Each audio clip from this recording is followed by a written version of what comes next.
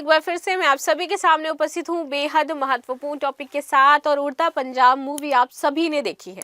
आप सभी जानते हो कि पंजाब जो है वो ड्रग्स का केंद्र बन चुका था क्या अभी भी है। सो वैसी ही अब स्थिति ये मान के चलो कि पूरी इंडिया के युवाओं में देखने को मिल रही है। और फाइनली ये मुद्दा सुप्रीम कोर्ट ने उठाया है और सुप्रीम कोर्ट ने कहा है कि भारतीय युवाओं का इस नशे की हालत में होना, इस नशे की लत का लगना आज के समय में ये बहुत ही चिंता का विषय है कि देश का युवा नशे की तरफ ज्यादा बढ़ता जा रहा है और वो इसको बहुत कूल समझता है, अपने आप को सुपर कूल दिखाने की कोशिश करता है कि भाई हम पफ वेव ले रहे हैं, पफ ये सब कर रहे हैं। ये बहुत अच्छी चीजें हैं और इसको हमें गंभीरता से सोचना चाहिए।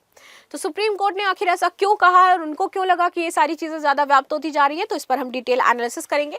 मेरा नाम है प्राची मिश्रा और संस्कृति आईएएस के इस प्लेटफॉर्म पर आप सभी का बहुत बहुत स्वागत है। बाकी आपकी क्या राय हो जाती है इस सुप्रीम कोर्ट के स्टेटमेंट को लेकर के वो जरूर बताइएगा। और साथ ही साथ इसमें सिर्फ और मैं ये नहीं कहूंगी कि यहाँ पर सिर्फ दोस्ती बहुत बड़ा रीजन है कि आप दोस्तों के साथ रहते हो तो ऐसी चीजें होती है, वो तो एक रीजन है ही।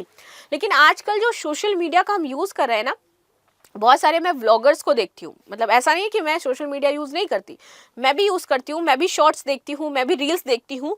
और जब मैं यूट्यूब या इंस्टाग्राम पर रील्स वगैरह देखती हूँ और मैं देखती हूँ कि लोग कैसे अल्कोहल को बहुत नॉर्मलाइज कर रहे हैं आज के टाइम में, कैसे वो कहते हैं कि भैया हमारा ये एक रिचुअल है कि हमें कहीं भी जाना है तो ये पीना ही पीना है, अगर नहीं पियेंगे तो दिक्कत हो जाएगी। ठीक है, तो इस तरीके के जो हमें शॉर्ट्स देखने को मिलते हैं, बहुत सारे ऐसे इन्फ्लुएंसर्स हैं जो इसको बढ़ावा दे रहे हैं, विच इज़ वेरी रॉन्ग। कि आप अल्कोहलिज्म को इस तरीके से बढ़ावा दे रहे हो कि आम जनता अगर आपसे इन्फ्लुएंस हो या छोटा बच्चा अगर आपसे कोई इन्फ्लुएंस हो जाए तो वो यही कहेगा कि ड्रिंक करने में कोई बुराई नहीं है, ये तो अच्छा है। ठीक, अभी बीच में कॉन्सर्ट हुआ था, दलजीत सिंह का कॉन्सर्ट था, दलजीत सिंह ही है शायद, आई थिंक, पता नहीं, दलजीत दोसांझ है, ओके सॉरी। तो दलजीत दोसांझ का कॉन्सर्ट था जिसमें कहा गया था कि अगर वो अल्कोहल वाले गाने गाएंगे तो उसको क्या कर दिया जाएगा, मतलब ये नहीं किया जाएगा कि आपको वो इस टाइप के गाने नहीं गाने हैं। तो अच्छा स्टेप लिया था गवर्नमेंट ने इसके लिए। लेकिन दलजीत ने फिर रिस्पॉन्स किया कि भैया अगर आपको गाने से दिक्कत है तो आप ये पहले बैन करवाओ पूरे अपने स्टेट में, उसके बाद फिर आगे चीज़ें देखी जाएंगी। तो ये भी एक मुद्दा था। ये तो चीज़ें ही जो आज समाज में हो रही है उसकी मैं आपको बात कर रही हूँ कि क्यों क्यों ऐसा हो रहा है। बाकी यहाँ पर हम एनालिसिस में ये देखेंगे कौन कौन से स्टेट्स हैं जो यहाँ पर सबसे ज़्यादा इन्वॉल्व हैं और क्या डेटा हमारा बताता है, क्योंकि प्रॉपर डेटा इसमें दिया गया है। सुप्रीम कोर्ट ने देश में युवाओं में बढ़ रही नशे की लत पर चिंता व्यक्त करी है। उन्होंने देश में नशीली दवाओं के अवैध कारोबार, ड्रग्स के सेवन पर चिंता व्यक्त की और कहा कि ड्रग्स लेना बिल्कुल भी कूल नहीं है, क्योंकि आजकल हम बहुत कूल डूड बनते हैं, कहा जाता है बहुत अच्छी चीज़ है। और अभी मुझे शायद इन्फ्लुएंसर्स का नाम नहीं याद आ रहा है, कौन इन्फ्लुएंसर, एक लड़की है, आई डोंट नो, मुझे उसका नाम नहीं पता। अगर आपको पता है उस लड़की का नाम, जो शायद घूमती हैं काफ़ी और आई डोंट नो, नाम नहीं पता, अगर याद आ जाए तो प्लीज़ मुझे बता देना। वो ऑल ओवर द वर्ल्ड घूमती है और वो ड्रग्स और ड्रग्स कह रही हूँ, मतलब ड्रिंक वगैरह, बियर वगैरह, उसको बहुत नॉर्मलाइज करके रखा है उन्होंने। काफ़ी गालियों का भी यूज़ करती है जब भी वो वीडियो बनाती है। आगे आते हैं, न्यायमूर्ति भूवी नागरत्ना और न्यायमूर्ति ए कोटेश्वर सिंह की पीठ ने कहा कि नशीली दवाओं के दुरुपयोग से एक टैबू नहीं माना जाना चाहिए। ये टैग नहीं है एक तरीके से, लेकिन इस मुद्दे से निपटने के लिए खुली चर्चा की आवश्यकता है जो आज बहुत ज्यादा जरूरी है समाज में। जस्टिस नागरत्न ने चेतावनी देते हुए कहा कि ड्रग्स इस्तेमाल के सामाजिक और आर्थिक खतरों के साथ ही मानसिक खतरे भी होते हैं। साथ ही पीठ ने युवाओं में बढ़ रही नशे की लत के खिलाफ तुरंत सामूहिक कार्रवाई का निर्देश दिया है कि भैया इसकी सामूहिक कार्रवाई आप करिए। यहाँ पर माता पिता को भी सलाह दी गई है। माता पिता, समाज और सरकारों से मिलकर के इस समस्या के खिलाफ लड़ने को कहा गया है कि आप इस समस्या को दबाइए नहीं, आपको छुपाने की जरूरत नहीं है, क्योंकि बहुत सारे पेरेंट्स होते हैं जो स्टार्टिंग में चीजों को छुपाते हैं और बाद में वही उन चीजों को भुगतते भी हैं। तो आपको छुपाना नहीं है, अगर ऐसी कोई चीजें हैं तो समझाइए, बताइए, अच्छे से पेश आइए अपने बच्चे के साथ और चीजों को मिल करके शॉर्ट आउट करिए। भारत नशे संबंधी मुद्दों पर चुप रहता है। इसका फायदा आतंकवाद का समर्थन करने और हिंसा को बढ़ावा देने के लिए किया जा रहा है।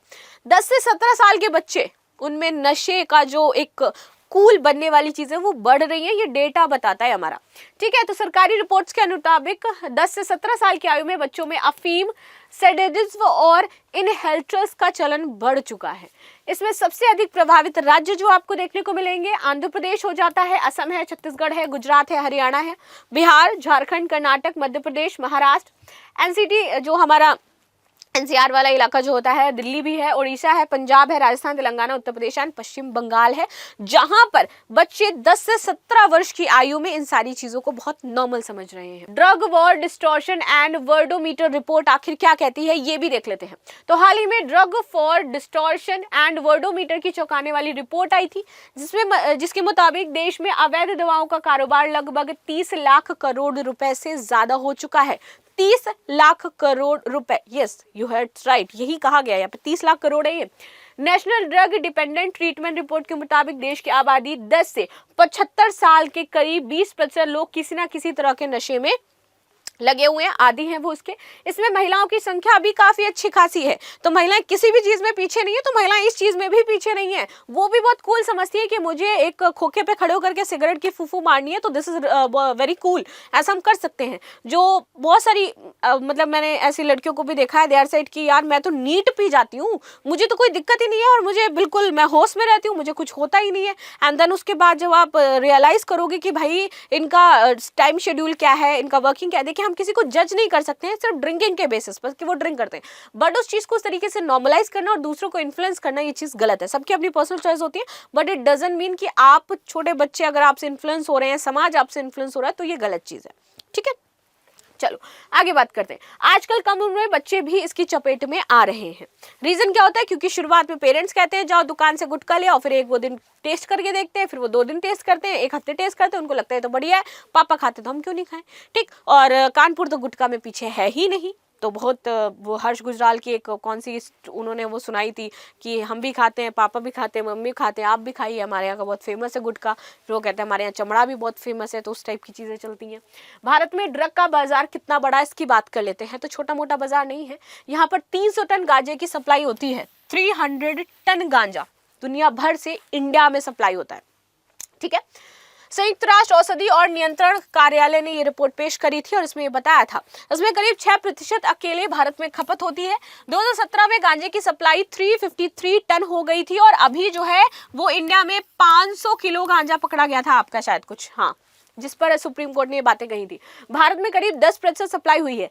कई आंकड़े के मुताबिक 2017 तक भारत में अवैध दवा का बाजार जो था वो 10 लाख करोड़ का था। 2020 में आई ग्लोबल ड्रग रिपोर्ट के मुताबिक दुनिया भर से जब्ती की गई अफीम में भारत 4थे नंबर पर था।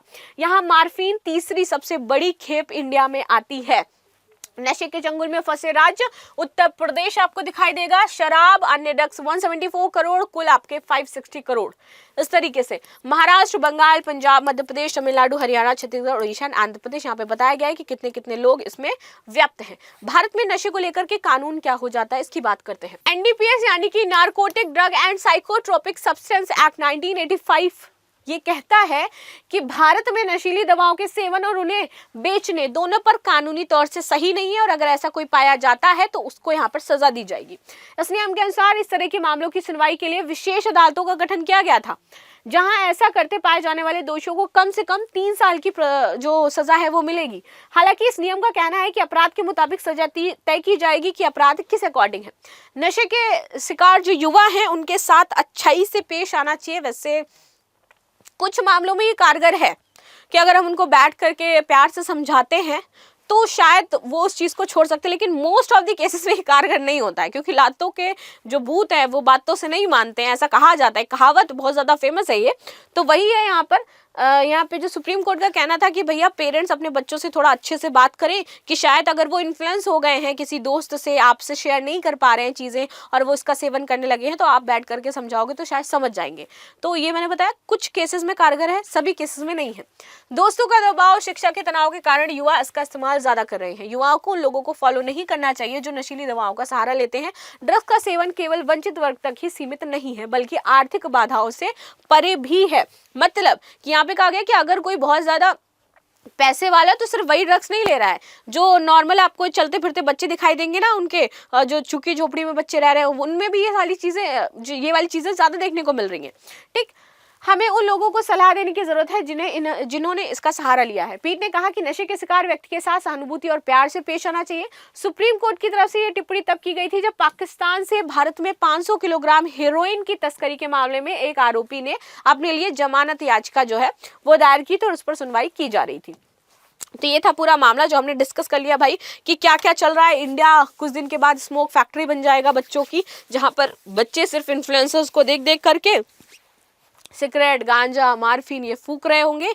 और जैसे मैंने बताया कि मुझे अभी तक उस इन्फ्लुएंसर का नाम याद नहीं आया है, तो अगर आपको पता है तो मुझे कमेंट में बता देना। सो मिलते हैं नेक्स्ट क्लास में, तब तक के लिए धन्यवाद। लाइक सब्सक्राइब करना बिल्कुल भी ना भूलें and thank you so much.